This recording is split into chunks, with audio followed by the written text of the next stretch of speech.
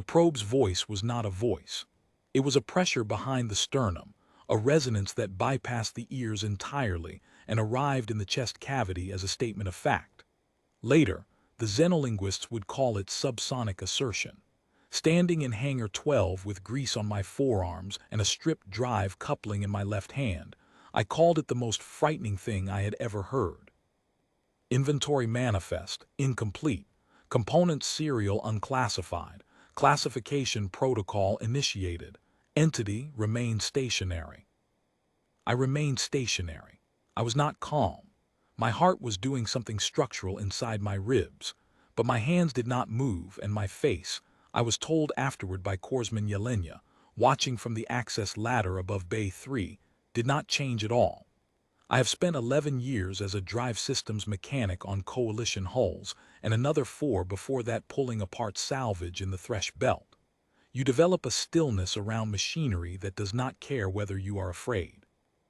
The probe was machinery, very advanced machinery that had breached the hangar's outer seal and drifted to a stop 8 meters from my position, and was now projecting 4 scanning apertures at my chest. But machinery all the same. Let me tell you what the probe was, because I think it matters. The Veth continuance, that is the name we use, though their own designation is a sequence of magnetic field variations that human speech cannot approximate, had been sending probes into the fringe systems for 11 months by the time one found Hangar 12 on outpost Drevali. They were not weapons. That was what made them dangerous. A weapon you can classify. A weapon sits on one side of a clear line and everything on the other side is either target or non-target, and the machine proceeds accordingly. The continuance probes were something else. Inventory systems. They catalogued. They assessed. They walked among the wreckage of every settlement they found and produced with great precision a complete accounting of what had existed there.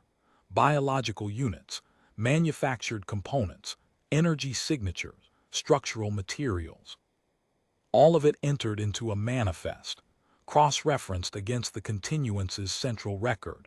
And then, and this is what the intelligence briefings did not fully prepare you for, the probes determined, based on the manifest, whether the assessed location met the threshold criteria for continued independent operation.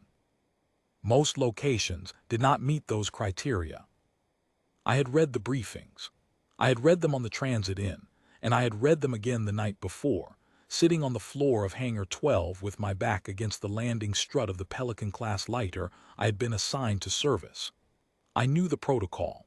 If a probe encountered a biological unit, it would classify the unit, add it to the manifest, and assess whether the unit's function was redundant with existing continuance cataloging capacity.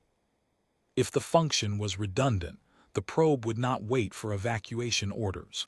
It had its own authority in that regard. I knew all of this. What I also knew, and what I had not thought about once in the 30 seconds since the probe drifted through the outer seal, was that 3 months earlier I had run a stress evaluation sequence on the drive coupling in my left hand, found 2 of its 6 mounting points within tolerance but not reliably so, and marked it for secondary testing before reuse. The way I mark components in the field, the way my first supervisor in the Thresh Belt taught me and the way I have done it ever since, is with an orange grease pencil. 6 characters, my own shorthand. The first 2 are a personal shop code, the next 2 are a stress result abbreviation, the last 2 are a calendar index, the week number I ran the test. I tie the component to a wire loop on the shelf lip so it doesn't migrate during transit, and I write the code directly on the component's surface where the housing has been stripped. The coupling in my left hand read VKT234. It did not correspond to any coalition component manifest format. Coalition manifest codes are 9 characters, alphanumeric, with a hyphen at position 4 and a prefix drawn from a specific parts category registry. VKT234 was not in that registry. It was not in any registry. It was something I had written myself, in orange grease pencil, because it is faster than tagging and I have been doing it since I was 19 years old. The probe had been scanning me for, I counted in my head, approximately 4 seconds. 4 seconds is a long time for a continuance probe. Every account I had read described near-instantaneous classification. Biological unit encountered, function assessed, redundancy determination issued, action initiated. The longest reported delay in any intelligence brief was 1.2 seconds, and that was a case where the biological unit had been standing inside a continuance format energy signature that partially masked the scan. I was standing in a hangar with no continuance format energy signature. I was a biological unit in plain daylight through the hangar's clear-story windows. There should have been nothing to slow the assessment. The probe said again, component serial unclassified, cross-reference search, active, entity remain stationary. I looked down at the coupling in my hand. I looked at the orange grease pencil code on its stripped housing.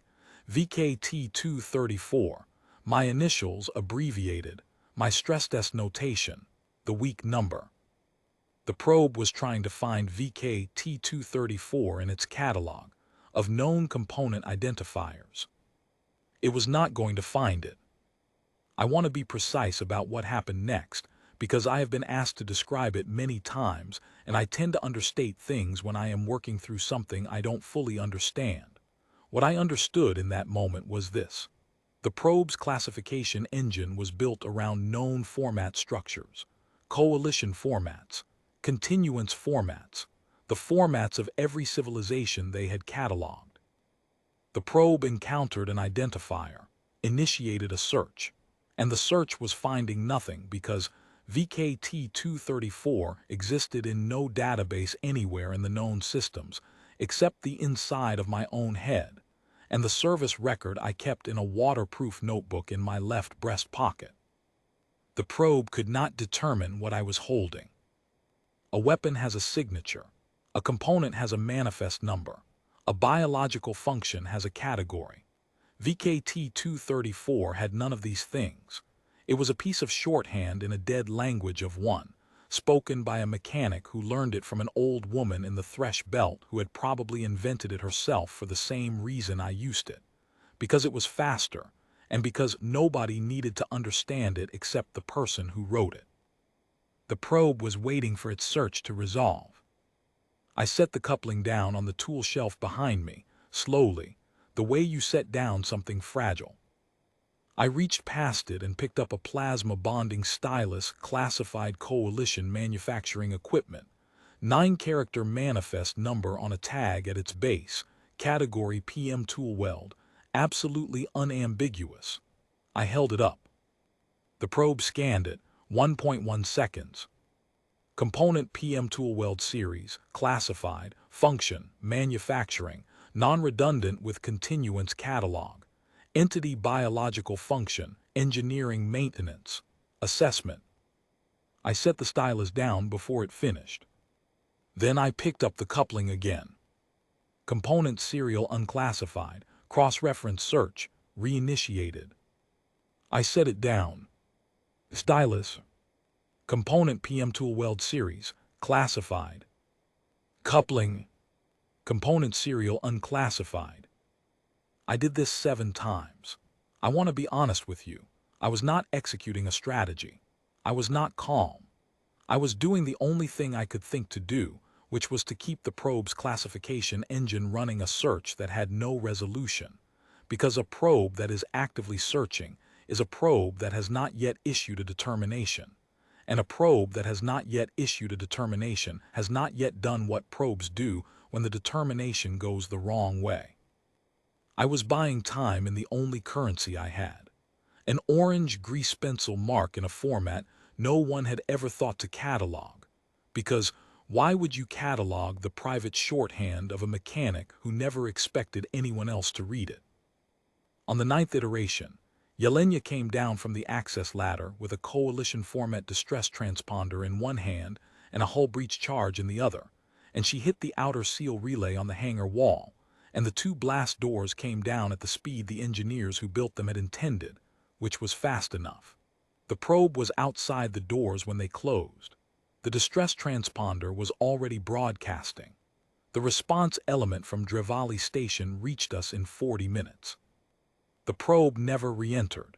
Breach of a sealed coalition installation, the station commander explained, required a new manifest authorization at the continuance regional level.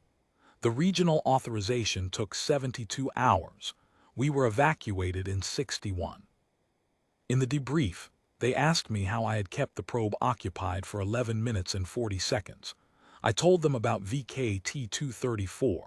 I showed them the coupling, still in my kit bag, the orange grease pencil code still legible on the stripped housing. A young analyst from the xenolinguistics section wrote it down very carefully in her notebook. She asked me if I had known it would work. I told her the truth. I told her I had written it 3 months prior so I would know which coupling I had already stress-tested, because the mounting points were within tolerance, but I didn't trust them. And I had not thought about it again until a probe that had catalogued entire civilizations stopped and said it didn't know what I was holding. She looked at the coupling for a long time. Then she looked at me. I picked up a clean coupling from the shelf, a coalition format part, manifest number stamped at the base, and went back to work. The lighter still needed servicing. That had not changed.